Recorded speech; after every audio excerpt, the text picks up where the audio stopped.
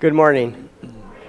Great to see you here today. Thank you for joining us on this second Sunday of July. We've had a lot going on downstairs, a lot of activity and preparation, and then yesterday our 5-member youth team, along with Scott Halsey, and returned from Sierra Service Project yesterday afternoon. So they had a wonderful time, and we're hoping to hear more about their adventures there at Smith River in the coming weeks. But they all seemed kind of a mix of excited and exhausted all at the same time. So it was good to see them, and they all returned safely, and so it was a wonderful week for our youth. I'm just going to do this right now up front. These flowers here on the communion table have been given by Liz Waterbury, and they are in honor and in memory of her mother, Floria Leet, and who was born 100 years ago. So this is in honor of her 100th birthday. So thank you, Liz, for putting those there and for beautifying our worship space and for honoring your mom as well. Well, today's a big day. We have our celebration for Bill Stagel, and it's going to be over at the Senior Center, and Mary Stagel is here. Mary, let's welcome Mary Stagel. It's great to have Mary joining us today. And finally, our band is here, small but mighty. Well, we are in the midst of the summer crunch right now, and so I told someone last week we have 11 musicians morning and evening together, and last Sunday we had 3 of them, and this Sunday we have 3 of them. So it's just the way things go in the middle of summer, but we're glad they're here, and they're a great team, and they're going to be leading us today. Thank you for being here. We like to say whoever you are and wherever you are in your journey of faith, you are welcome here. I'm going to invite you to stand so we can move right in, and that's the name of our first song, Welcome. Let's stand and sing.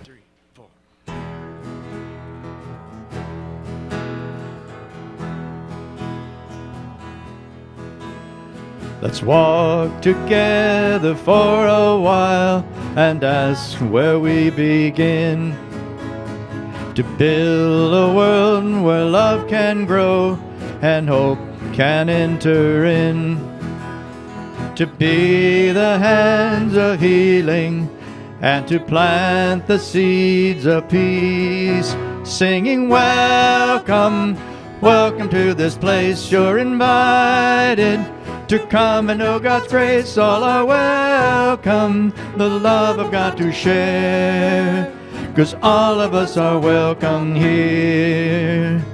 All are welcome in this place. Let's talk together of a time when we will share a feast, where pride and power kneel to serve the lonely and the least, and joy will set the table as we join our hands to pray, singing welcome, welcome to this place. You're invited to come and know God's grace. All are welcome, the love of God to share, 'cause all of us are welcome here. All are welcome in this place. Let's dream together of the day when earth and heaven are one, a city built of love and light, the New Jerusalem, where morning turns to dancing, every creature lifts its voice, crying welcome, welcome to this place. You're invited to come and know God's grace. All are welcome, the love of God to share. And all of us are welcome here. All are welcome in this place. Yeah.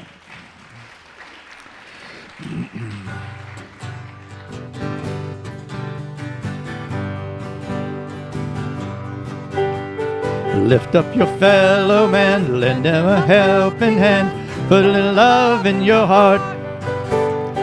You see it's getting late, oh please don't hesitate, put a little love in your heart. And the world will be a better place, and the world will be a better place for you and me. Just wait and see. Another day goes by and still the children cry. Put a little love in your heart. If you want the world to know you won't let hatred grow, put a little love in your heart.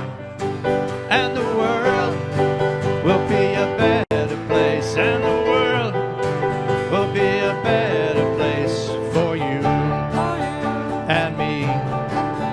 Just wait and see. Take a good look around, and if you're looking down, put a little love in your heart. I hope when you decide kindness will be your guide, put a little love in your heart. And the world will be a better place, and the world will be a better place for you and me. Just wait and see. Put a little love in your heart. Put a little love in your heart. Put a little love in your heart. Put a little love in your heart.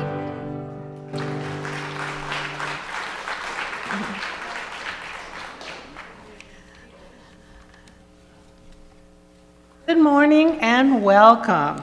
I'm Carol Whitmer, your worship leader this morning. Thank you so much for worshiping with us. It's wonderful to have you with us here today, especially you, Mary. It's so good to see you. Or having you join us on the live stream or the film version of our service today. Please take a moment and fill out our registration forms. They're located in the white binders at the end of each row. Fill that out, send it down the row, and let us know you are here. That helps our office in our attendance tracking. Also inside those white binders are some name tags. We invite you to write your name and put one of those on while you're at it. That helps all of us to better greet one another, especially after the service down in the fellowship time. As you exit the doors today, our restrooms will be off to your left down the hall on the left. And I remind you, we do get first-time visitors that we hope stay in our church. And that's why every Sunday we announce where the restrooms are. In case you might forget, too, so. In addition to about 12 of you, and you know who you are, over the past 3 weeks have helped paint the social hall in the Wesley room downstairs. Thank you. And you will notice how beautiful it looks. It just makes that carpet look shaggier.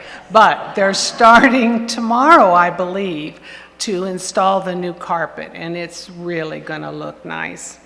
Also, Ray and Sue Kermode, and they usually are attenders in the evening, but they painted the reception office this past week. So just thank you to everyone who's been involved in that project. It looks really great.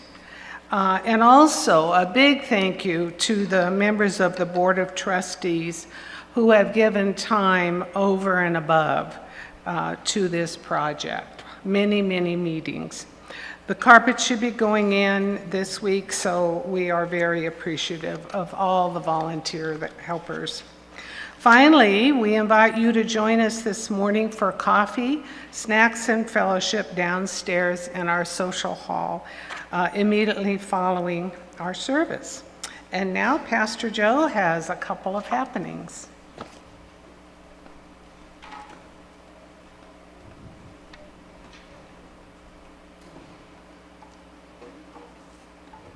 Thank you, Carol. Yes, that is why we announce all those things every single week, because we have newcomers and they need to know where things are. First, I know we have had quite a number of you who have started worshiping with us this spring, or even in the last month or two. And if you are new with us and would like to know a bit more about our church, perhaps meet some others who are new to the life of our church, we invite you to join us following our morning worship service a week from today, 1 week from today, Sunday, July 17th, for a newcomer orientation session. So we're going to talk about who we are and what we're all about as a church family. Mary Doty and I will be down in the social hall, or actually we'll be in that small room that's right next to the social hall, and with some snacks and goodies. This will be right after the service, or at 11:30ish next Sunday. And just come and join us downstairs. I put in a little note about,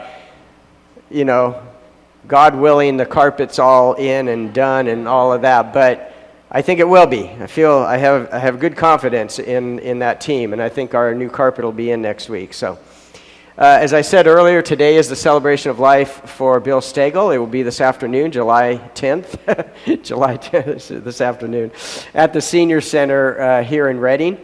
Did I say 2 p.m.? 2 p.m. And this is meant to be a fun gathering, a time of remembrance, lots of visiting with one another, music from members of the original Fire Band. So it's going to be a great time. I was told before the service, if you haven't signed up but would like, you still want to go and want to be there, go. Just go on over there, 2 o'clock this afternoon. If you have questions about it, Cindy Coldwell is here somewhere, Lynn Wanacott's here. Talk to them after the service today, but it's going to be a great time, 2 o'clock. It's the Senior Center is right near the Elks Lodge over there, and I don't have the address, but anyway, I know you guys can find it. So, finally, I want to highlight something that will be happening a week from Thursday. So not this coming Thursday, but a week from Thursday, July 21st in the evening. We're going to be hosting a group of youth who are called the Starfire Singers. Some of you remember them. They were here a few years ago. They come from our large sister church, Los Altos United Methodist Church. These young people are coming here to share a musical production that they have created, their group has created, and I know it will be excellent. It was excellent last time. It's lively, it's full of energy. It's music with a message, and these guys do a great job. They've been doing this for years, and this is a great group of youth.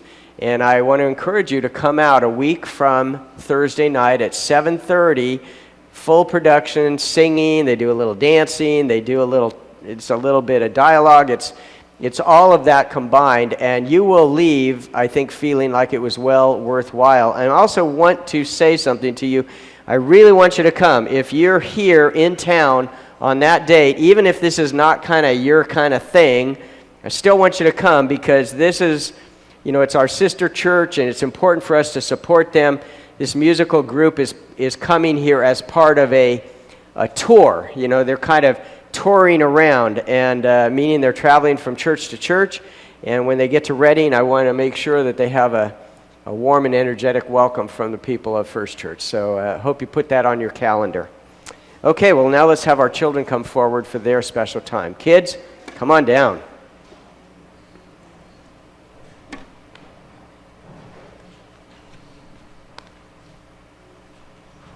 I see some of you guys. Come on.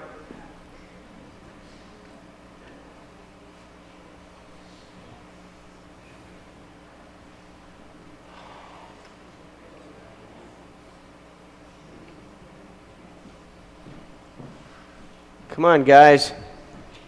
How's everyone doing today? It's good to see you. It's good to see you guys. How are you? Great. That's what I like to hear. Great.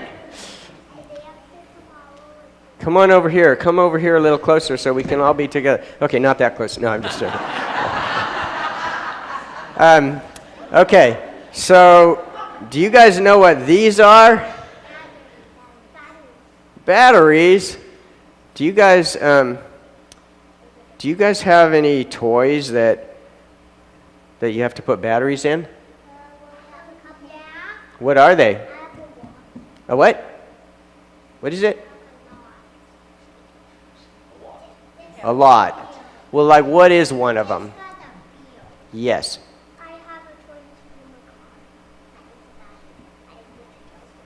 A toy car? Does it, when you turn it on, does it?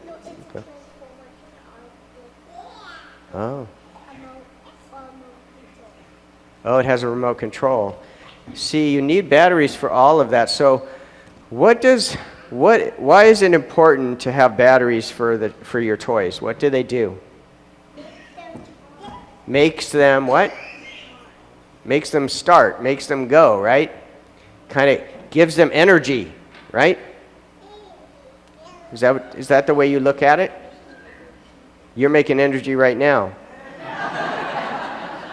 Well, that's exactly that's what I was going to talk about, because these batteries have energy inside them, and if we had our toys over here and we just left the batteries here and didn't do anything with them, they would be put to no good use, would they? They would have no good use because they have to go in the toy, right? Well, you guys have a lot of energy, just like these batteries, but we want to have you put your energy to good use too, right? Like, how do you burn off your energy? Yes? Either move, and this is how you get energy. Eat a lot? And then you're moving, right? Okay, I made a list of some things that would be good ways, like you want to put your energy to good use. So here's a list I made. Play with a friend. Does that sound like a good way to use your energy? How about listening to a friend? Yeah, that's a good thing. How about share one of our toys with someone else? Is that a good way to spend your energy? Feed our pets. Do you guys have any pets that you feed? You have a cat? I got 2 cats and 3 dogs? That's a lot. That's a lot of pets. Okay, how about clean our room? That's a good use of energy, isn't it? Right, Ian? Ian does that. Pray. Pray to God. That's a good use of energy, isn't it? And help mom or dad around the house. That sound like a good use of energy? Okay. So I want you to think about something. Next time you look at a battery, remember that a battery has energy inside it, and the energy inside the battery has to be put to good use. But the energy that you have has to be put to good use as well. Okay? Can you guys remember that? Okay, let's have a prayer. Dear God, we thank you for all the energy you give us. We know it's that when we eat a good breakfast, we eat all our meals, and that we're feeling good, that we do have a lot of energy, and help us always to put that energy to good use by helping others, listening to others, helping mom and dad, being kind to our friends, and sharing the things that we have. Help us always to remember this in Jesus' name. Amen. Amen. Thanks for coming up, you guys. It's good to see you. Yeah, you do have to put the batteries in there. Okay, I see Peter back there, and he's going to lead you to Summer of Wonder. So let's head that direction. You guys are heading off.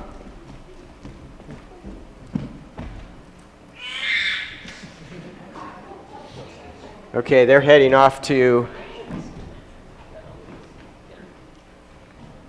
There we go. They're heading off to Summer of Wonder, and as they do that, I'm going to invite you to stand because we're going to move right into a hymn. We're going to sing together a great song, Leaning on the Everlasting Arms. Let's stand and sing.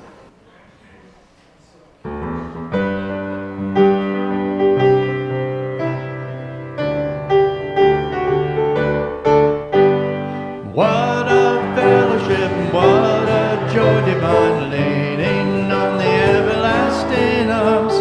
What a blessedness, what a peace in mind, leaning on the everlasting arms.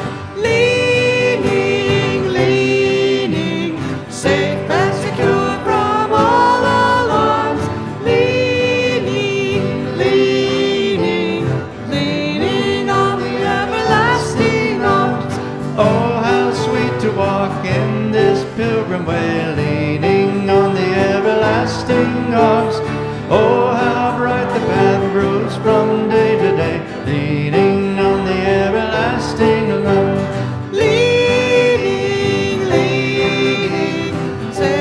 secure from all alarms.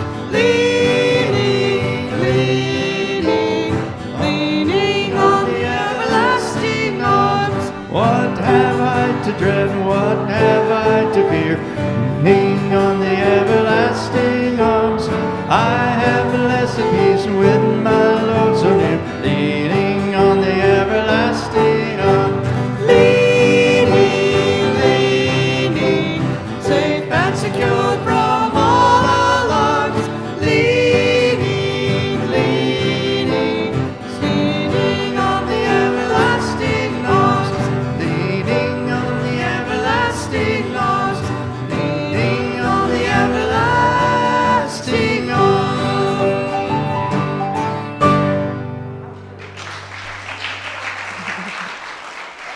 You may be seated.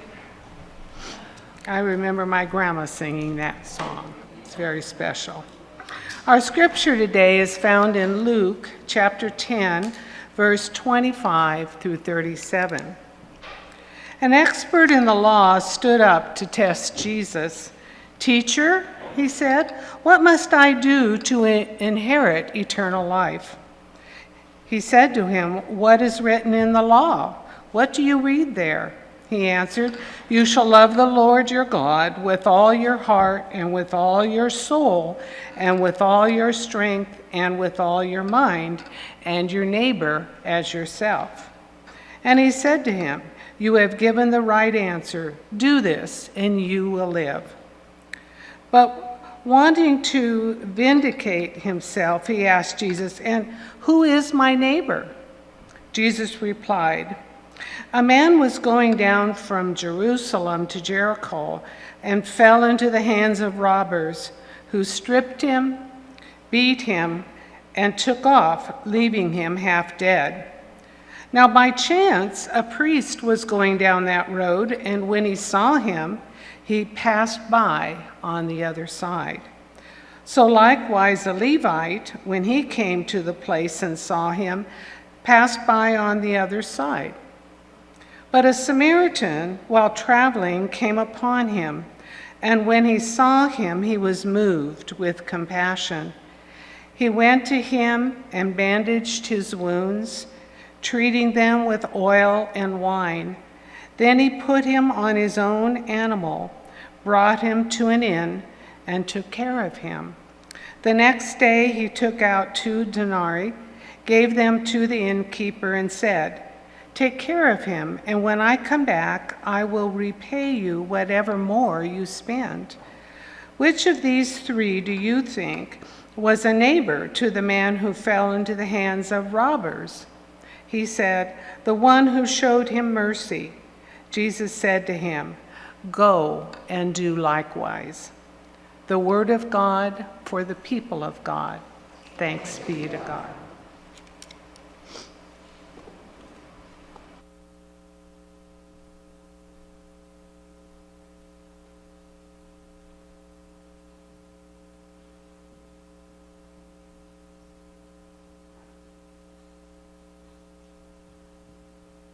You, Carol.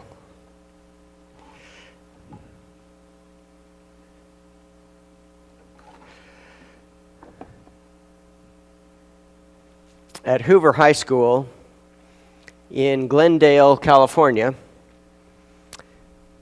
the trouble started with a look. 2 girls, 2 cultures, one quick glance on the school bus. What are you looking at? What are you looking at? One girl was Armenian. One girl was Latina. They were on a bus headed into the mountains as part of a peacemaking retreat set up by the school. That's right. Hoover High School had seen 5 student deaths in the previous year. One student, a senior named Raul, had been killed when he tried to break up a gang fight. The school bus arrives at Camp Cedar Falls in the San Bernardino Mountains. The tension is high. To prevent violence, often between Armenian and Latino students, Hoover High School sent more than 700 ninth graders on these retreats. The retreats were part of a program developed after Columbine High School shootings to create a closer-knit community amongst the students. An older girl, Christina, one of the student counselors, has seen the tension that is rising between these two younger girls, the girls targeting each other on the bus. She goes over to break up a possible fight. Christina is 17. She is supposed to be a role model, but one look from this little freshman and Christina joins the confrontation. The girls begin arguing about who is to blame for the death of Christina's friend, Raul. Well, they arrive, and after welcoming everyone to Camp Cedar Falls on a snowy afternoon, the assistant principal focused on Christina and the two girls involved in the tense stare-down. "You have too much hate in you," he told them. He sent them off to their dorm rooms, obviously upset with Christina. Christina knew she was supposed to be the student leader. She knew she would have to make the first move, but it wasn't going to be easy. To keep fighting would set a bad example for these younger ninth graders. Christina put it this way. She said, I can't go up to someone and say, I'm sorry. I've never done it, she said. I don't even say I'm sorry to my mom. How will I ever possibly do this? This is who she was. Two people from different cultures, two people from different racial groups, people encountering each other with deep memories of pain, anger, and hurt. That's what was happening at Hoover High School. And that's also what was happening in the story that Carol read for us today, a story that Jesus told. We're going to get to that story in just a minute. But first, let's think a little bit about our own life experiences, our own backgrounds. You know, when you and I were very young, we learned what it meant to be a neighbor. We may have learned that the person living next door to us was our neighbor. We may have learned that the other people on our street were our neighbors. We may have been told that we live in a neighborhood. Over time, we observed that neighbors share things. Like sometimes we need to borrow an egg, or maybe we need to go borrow some baking soda. And neighbors sometimes helped one another, like when we needed to get the car started, or we needed to lift something heavy, or move something, or we needed to get a ride to the grocery store. When I was a small child just learning to read, we had a book called We Are Neighbors. Some of you might remember it. Let's take a look at it. We Are Neighbors was a reading book, kind of a, see-spot run kind of a type of a reading book. It describes the activities of children, by the way, children who all looked very much alike, by the way, and the things that they did in their neighborhood together. Thank you, Kyle. When you and I were very young, we learned what it meant to be a neighbor, and we also learned something else. We learned that some people were not our neighbors. In our minds, there was a barrel. The barrel is here. Neighbors. Neighbors are in this category, this box, this barrel, right? And then there's another barrel over here, and this barrel is marked not my neighbor, not our neighbors, right? And in this barrel, it wasn't just people that weren't on our street or people that lived further away. This was anyone who was different, people who were not like us. Here's how Dr. Seuss portrayed that. Now the star-bellied Sneetches had bellies with stars. But the plain-bellied Sneetches had none upon theirs.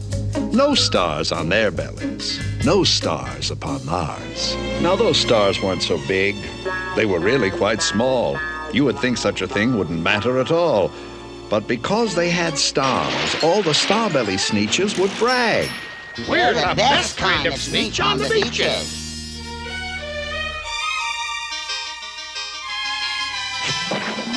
With their snoots in the air, they would sniff and they'd snort. They'd have nothing to do with the plain belly sort. Ronald, remember, when you are out walking, you walk past a sneetch of that type without talking. Keep your snoot in the air and remember to snort. We have no truck whatever with the plain-bellied sort. When the Starbelly children went out to play ball, could a plain belly get in the game? Not at all. You only could play if your bellies had stars, and the plain belly children had none upon theirs. Yeah, your belly's got no star. Twinkle, twinkle, lovely little star. Twink, twink, twinkle, twinkle, stupid little star. If there's one upon your tummy, that's just yummy, you're my chummy. If there isn't, you're a crummy, slummy, gummy, bummy, dummy. That applies likewise to Daddy and your mommy. Twinkle, twinkle, lovely little star. Twink, twink, twinkle, twinkle, stupid little star.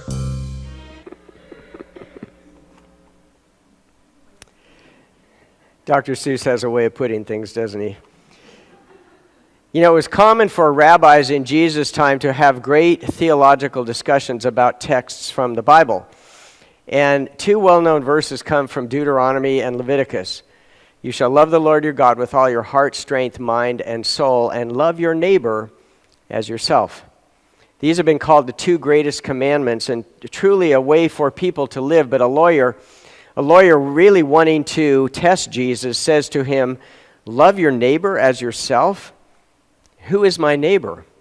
And so Jesus makes it real. Jesus takes his question, this sort of abstract question, and he takes these well-known commandments, these lines that are so easy to read, and he shares a story that makes it real. Jesus tells a story that has become known to us as the Good Samaritan, about a man who is traveling down from Jerusalem down to Jericho.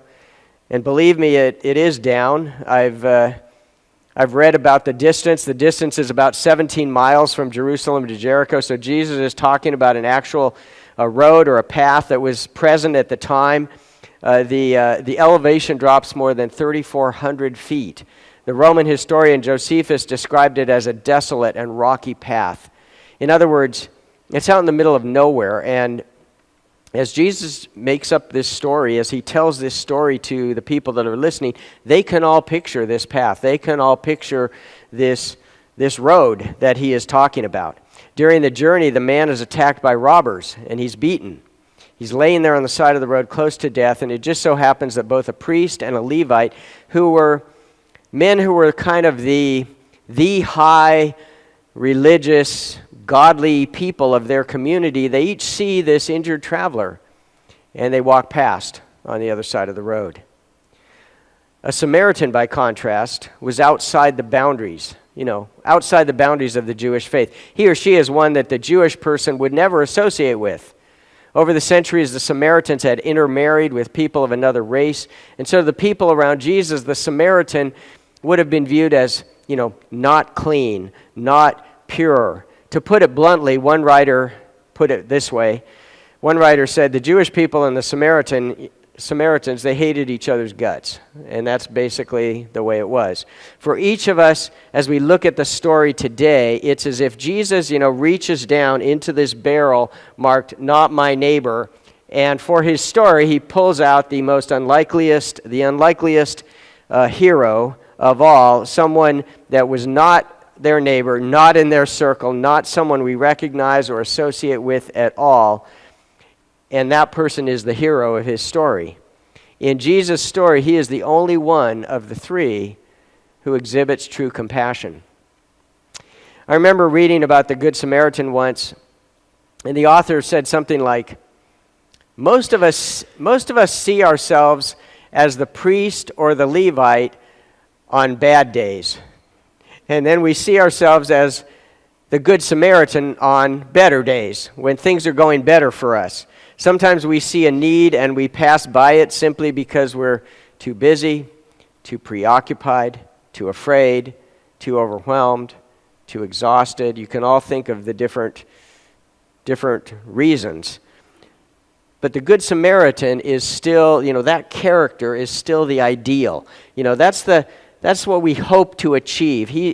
The Good Samaritan is kind of what we see ourselves striving to be. He's the goal we strive towards. Back at that 9th grade retreat I was telling you about, in the San Bernardino Mountains, a Los Angeles Times reporter, Massey Rich, observed the students from Hoover High School. He said some of the teenagers who attended that retreat in the mountains, they saw snow for the first time, and it made them as giddy as kindergartners. Others had never spent a night away from home. Through workshops, late-night talks, cafeteria food, enemies slowly started to become friends. 14-year-old boys drew hearts with colored pencils, and students saw their principals and teachers dance and crack corny jokes, and in some cases cry. Just as Jesus held out high expectations, the students at Hoover High School were presented with high expectations as well. Gathering her courage, Christina, the 17-year-old student leader, she approached the two girls that she had confronted on the bus. She apologized. She said, "You're me. You're me," she said, "just 3 years younger. I used to have attitude too. And I'm telling you it's going to build up. And one day it's going to take over your life." Well, her message got through to the younger girls. One of the girls walked up to the microphone at the end of camp and apologized. "Bring it back to Hoover" was one of the slogans that they heard over and over during the retreat. And so a question becomes, what good is it if they learn to control their anger and work as a team and study harder if they don't bring those experiences back home with them, back to high school with them, back to the place where they spend the most time together? And today we also might ask ourselves, what good is Jesus' story if we think to ourselves, I've heard the Good Samaritan 100 times, but if we never truly consider what it really means. Who are the Samaritans for us? Who are the untouchables for us? What is the last group of people you want to have anything to do with? Maybe it's the person standing with a sign as you're driving into the supermarket. Maybe it's refugees or immigrants, homeless people, drug users, welfare recipients, criminals, the mentally ill, disabled people, gang members, people in the barrel labeled "not my neighbor." At times that list might seem endless. And so we could keep adding to that list, the list of those not worthy to be called our neighbors. And yet Jesus would say, these are your neighbors. All of these are your neighbors. How do we make the story real? We might find ourselves rewriting the parable today, and by chance a pastor was going down the road, and when he saw him, he passed by on the other side. In the same way, a bishop, when he came to the place, saw him and passed by on the other side. But then, and now you fill in the blank for yourself. Any one of you can think in your own minds about who those people are, and you can fill in the blank. The following individual came along, and then you can use your own term for that person, right? Or those people. A blankety-blank liberal Democrat, or a blankety-blank conservative Republican, a meth addict, a gang member, a Proud Boy, a prostitute, an alcoholic, a trans person, a welfare recipient, an illegal immigrant, a person at work you can't stand. Like I said, you use your own names, your own labels, your own images of the people that you hold on that list. While traveling, this individual came near the man, and when he saw him, he was moved with pity. And he wrapped up his wounds and got him into his own vehicle and took care of him and paid for his lodging until he was well again. Want to make it even more real? Don't ask whether you could be the Good Samaritan for that person, but instead, could you allow them to be the Good Samaritan for you? That gets even a little bit dicier. Debbie Thomas is a writer and theologian. She says this. She says, perhaps what we need to do is to locate ourselves not in the priest, not in the Levite, or the Samaritan, but picture ourselves as the wounded person dying there on the side of the road. Maybe we have to occupy his place in the story first. Maybe we have to become the broken one, grateful to anyone at all who will show us mercy, before we can then feel the unbounded compassion of the Good Samaritan. When you're lying bloody in a ditch, what matters is not whose help you'd prefer, whose way of practicing Christianity you like best, whose politics you agree with. What matters is whether or not anyone will stop to show you mercy in that moment. If it hasn't happened yet, your encounter with that desolate road, it will. Debbie Thomas continues, somehow, someday, somewhere, it will. It might happen in a hospital room. It might happen at a graveside. When a marriage fails.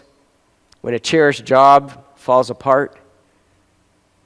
Maybe it's after a natural disaster, after the betrayal, the injury, the diagnosis. Somehow, someday, somewhere, for all of us, it will happen. And when it does, it won't be our cherished friendships that matter.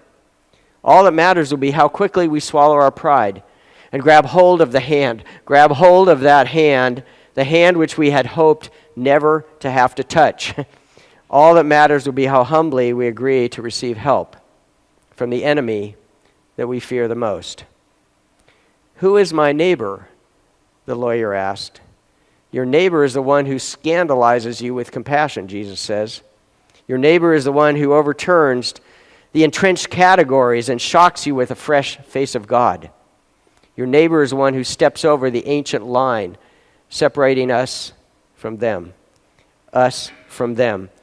and teaches you the real meaning of good. Words of wisdom from Debbie Thomas. Jesus is taking the term neighbor, and he's making it real. He's taking the word neighbor and expanding the meaning to include the entire human race. He's taking a word that's so easy to read, and he's showing us what it takes to put loving our neighbor into action. Through this incredible story, he's revealing the high level of expectation God has for us when it comes to giving, when it comes to caring, when it comes to practicing compassion. And down in Southern California, our school students on the bumpy bus ride back to Glendale, after 2 nights in the freezing woods, there was too much fatigue for any more fighting. At the back of the one bus, the 2 girls who had argued on the way to the mountains were napping on each other's shoulders. And back at Hoover High School, 3 weeks later, some students say they have noticed something. The freshmen, the 9th graders, they're talking more and they're fighting less. Some people say the Good Samaritan is just a story, but it's a story that is brought to life time and time again, even here, even now. Let's go forth this week as we seek, each one of us seeks, to bring the story to life once again, in our time and in our place. I'm going to invite our musicians to come forward, and as they do, let's bring our hearts together in a time of prayer. Would you pray with me?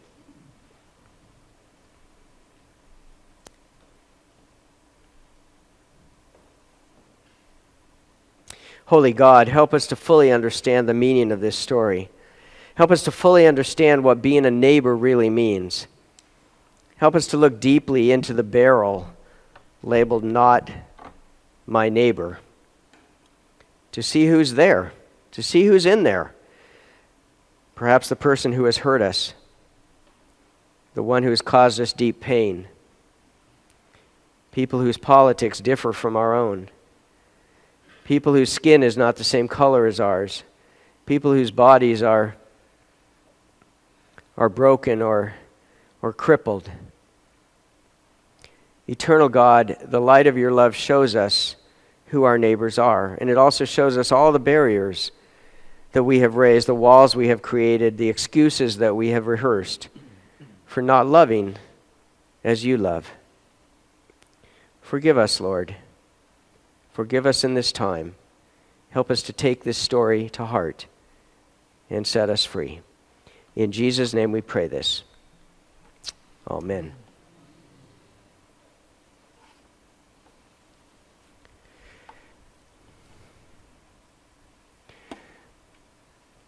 I'm going to invite our ushers to come forward right now, and as our ushers are coming forward, let's be prepared to receive our morning offering.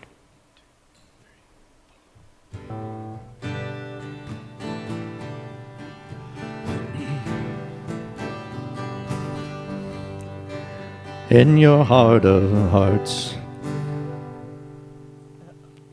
Just one moment.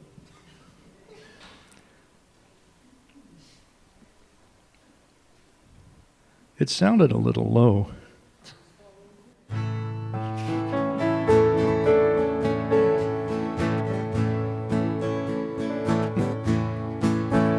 In your heart of hearts, there is a voice.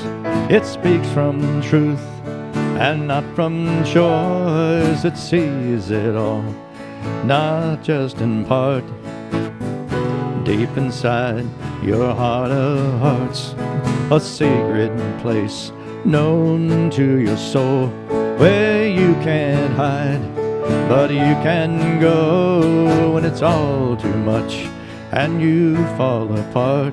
There's a state of grace called your heart of hearts. Just listen to your life, it's talking to you. There'll always be a light that's running through you, flowing from a well that never runs dry. When you're at the point, down on your knees, you can find your weakness can be your strength, 'cause where one ends, the other starts. Deep inside your heart of hearts.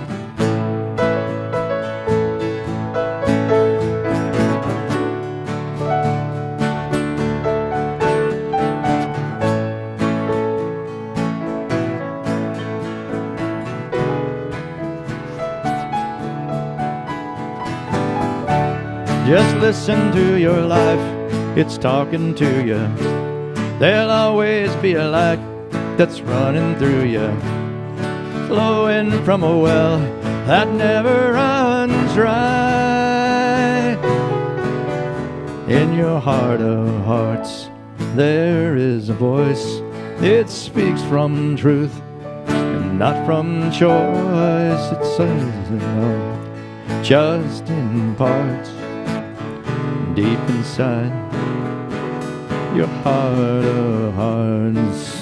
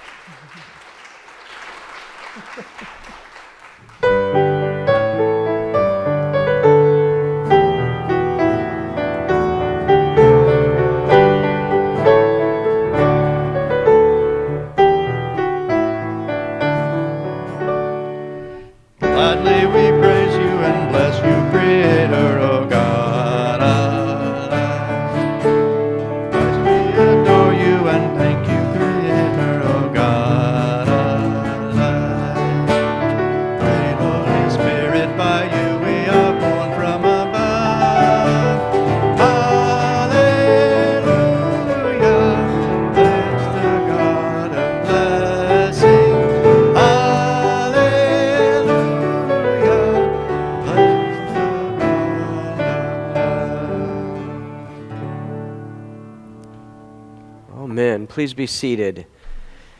Thank you, music team, for those offerings. Appreciate that. Before we move into our time of prayer, I want to mention some folks that we are holding in prayer this week. We were saddened to hear earlier this week that Helen Tucker has died.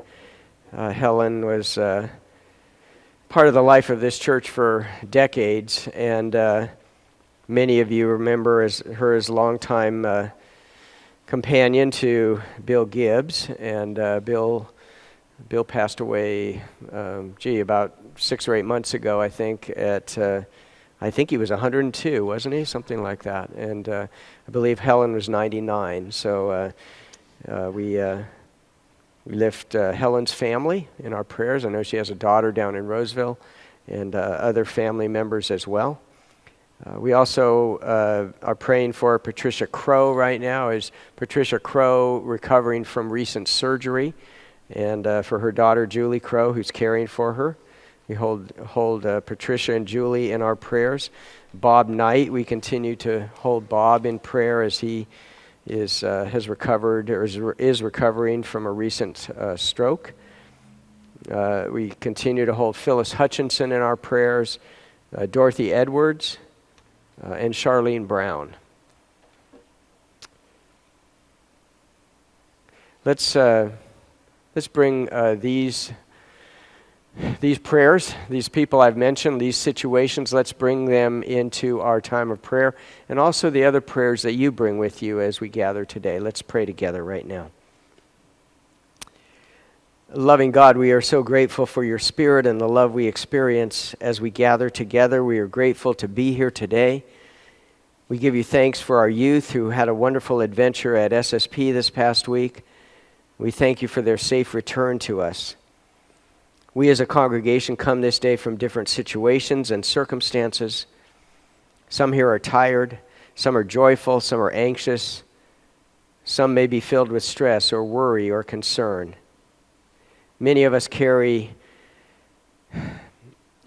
grief and pain and sadness for these terrible acts of violence that we continue to see around our country. Today, God, we struggle with feelings that surround us in times like this, the helplessness, the loss of security, the shock and anger that is present. Lord, this morning our hearts are extended across this nation and around the world to families in Highland Park whose lives are forever changed, whether they have lost a loved one or a dear friend, or a family member who may be injured or in the hospital. One by one, family by family, you know their names. May you surround them with your presence and your strength and touch their lives with those who are caring for them even now.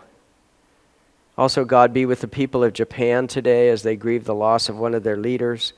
Be a source of strength and comfort to them as they mourn, as they struggle through this time, as they begin to envision a future without him. God, may this familiar Bible story that we have heard remind us once again how easy it is to talk about compassion, how much more difficult it is to actually follow through, especially when we're asked to care for those beyond our family, beyond our immediate circle of friends. Hear these spoken concerns that I have lifted up, but also hear the prayers which reside upon the hearts of each person worshiping here this morning. Lord, help us to continue to listen, to hear, to understand, to be the church for one another, as now we join our voices together as we pray the prayer together that your beloved Son taught us to pray by saying, Our Father, who art in heaven, hallowed be thy name. Thy kingdom come, thy will be done, on earth as it is in heaven. Give us this day our daily bread, and forgive us our trespasses, as we forgive those who trespass against us. And lead us not into temptation, but deliver us from evil. For thine is the kingdom, and the power, and the glory forever. Amen.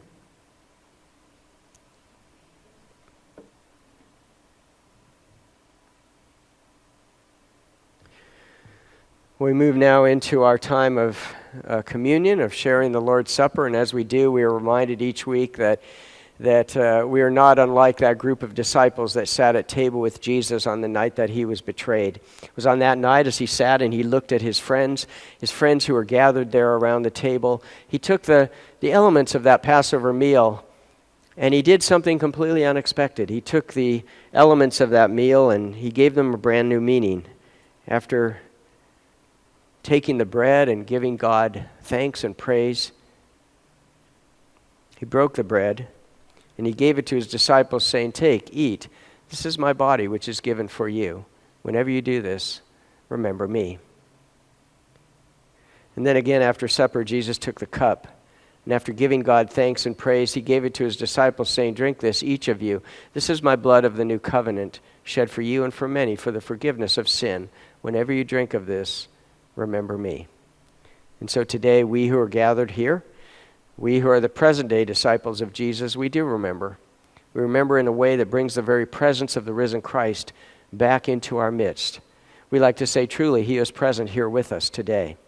Just as we share this one cup, we are reminded that we are one body in Christ, connected to one another, connected to God.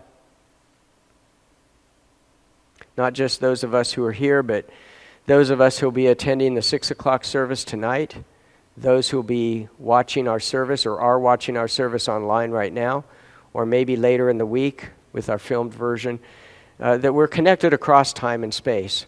And just as we share bread that has been broken, we're reminded that each one of us comes before God broken in some way, in need of God's love, in need of God's forgiveness, in need of God's healing touch. And so we come to the table in that spirit. I'm going to invite our ushers and our communion helpers to come forward at this time. And we'll take just a moment to, I'll take just a moment to get them ready. And then at that point, we'll invite the rest of you to come and join us as well.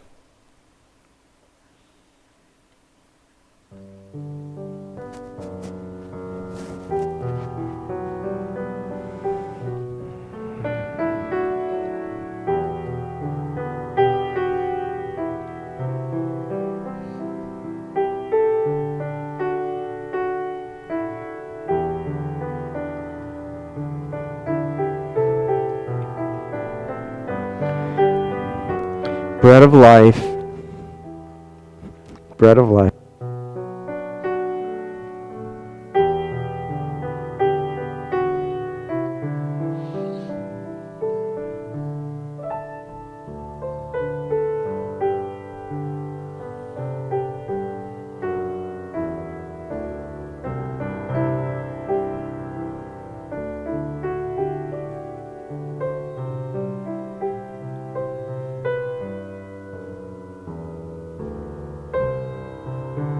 Friends, the body and blood of our Lord Jesus Christ. Receive now these holy gifts in great thanksgiving. As you are guided by the ushers and feel led to come forward, please come and share this holy meal.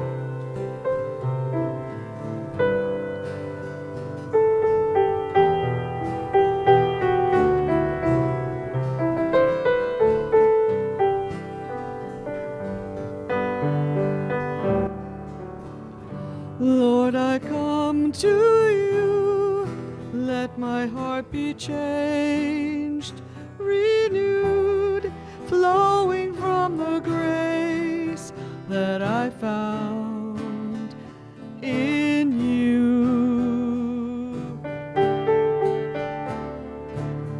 And Lord, I've come to know the weaknesses I see in me will be stripped away by the power of your love. Hold me close, let your love surround me. Bring me near, draw me to your side. And as I wait, I'll rise up like the eagle and and I will soar with you. Your spirit leads me on in the power of your love.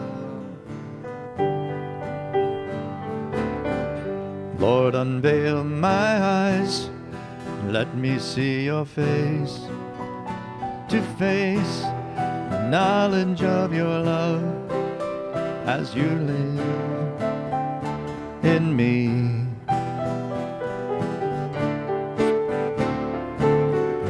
Lord, renew my mind as your will unfolds in my life, in living every day. With the power of your love, hold me close, let your love surround me. Bring me near, draw me to your side. And as I wait, I'll rise up like the eagle, and I will soar with you. Your spirit leads me on in the power of your love. And I will soar with you. Your spirit leads me on in the power of your love.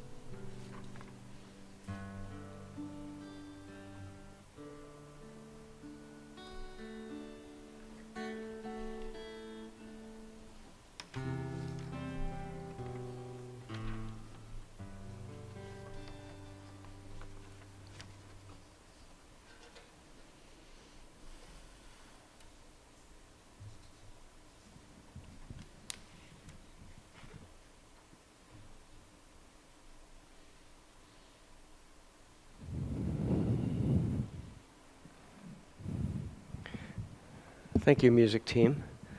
And thank you to all of you for being here today. Great to have you worshiping with us. It's good to see you. I do hope you'll join us downstairs right after the service for our time of fellowship and sharing, and straight down the room below us down here. And I'm going to invite you to stand so we can be together for our sending forth. Receive now our benediction. My friends, go now in peace. Love God and serve the people. And may our God, the God who challenges us to look into that barrel labeled "Not My Neighbor," to look into that barrel and to reach out and care for those people. May that God go with you now and challenge us and walk with us and guide us.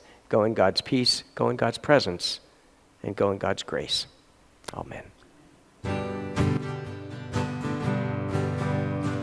Lift up your fellow man, lend them a helping hand, put a little love in your heart. You see it's getting late, oh please don't hesitate, put a little love in your heart.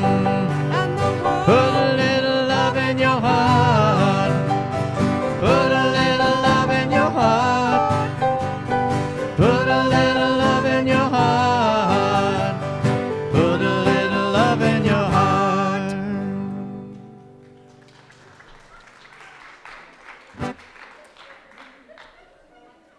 Okay then.